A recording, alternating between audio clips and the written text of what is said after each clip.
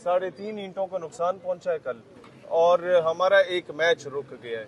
हमने उनकी पूरी आईपीएल रोक दी है और कौम जल्द सरप्राइज का वेट करे। सरप्राइज हम देंगे। रात को इंडियन मीडिया पूरे पाकिस्तान पे कब्जा कर चुका था। बिस्मिल्लाहिर्रहमानिर्रहीम, अस्सलाम वालेकुम। उम्मीद है आप सब खैरियत से होंगे, जहाँ भी होंगे खुश होंगे। नाज़रीन, इस वक्त यहाँ पर मौजूद है, जो कल यहाँ पर ड्रोन जो है वो गिरा है, ये वो इलाका है। इस वक्त मेरे साथ पाकिस्तान नज़रियाती पार्टी के चेयरमैन शहीर सियालवी साहब मौजूद है, उनसे गुफ्तगू करेंगे। सर अस्सलाम वालेकुम। वालेकुम सलाम व रहमतुल्लाह। शाह जी, मुख्तसरन 3.5 ईंटों को नुकसान पहुंचा है कल, और हमारा एक मैच रुक गया है। हमने उनकी पूरी आईपीएल रोक दी है, ठीक है जी। और एक मिस कॉल दी थी, सिर्फ वटा भी नहीं मारा उन्हें। This is Pakistan for you India, and Pakistan is not for the beginners, number 1 है। नंबर 2 ये है कि हम लोग शायद मीडिया पे इतना खोल के ना बताएं, क्योंकि वो आजकल अमेरिका की गोद में इंडिया बैठा हुआ है, तो वो शिकायतें लगाते हैं अपने बाप को।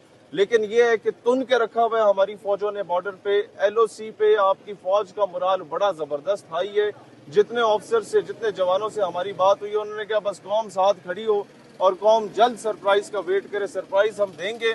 अभी तक जो उनके 5-6 हत्यारे हम लोगों ने गिराए हैं, उनके दर्जनों ड्रोन्स गिराए हैं, जो उनके चीजें कब्जे में ले ली हैं, वो सिर्फ हमारे दिफा में था।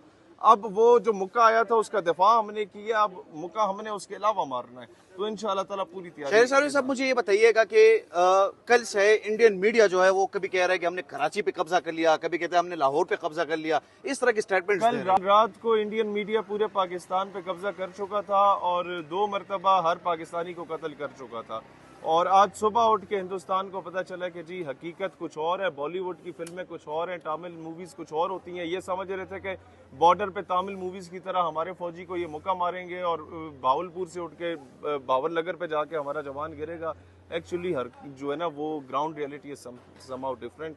और लास्ट टाइम हमने चाय पिलाई थी, इस बार तो मैं गाँव उतर भी नहीं पूछेंगे हम लोग। सियालवी साहब, मुझे ये बताइएगा कि यहाँ पे हम खड़े हैं, ये वो जगह है जहाँ पर आप कह रहे हैं कि 3.5 इंच, वो 3.5 उन्होंने कोई इंटी मारी है, ठीक है। ये बताइएगा कि अब इस वक्त पाकिस्तानी कौम की तरफ से भारत को क्या पैगाम देना चाहेंगे? मैं भारत को सिर्फ एक पैगाम देना चाहता हूँ कि ये कौम महमूद गजनवी का 17वां हमला बन के तुम पे टूटेगी।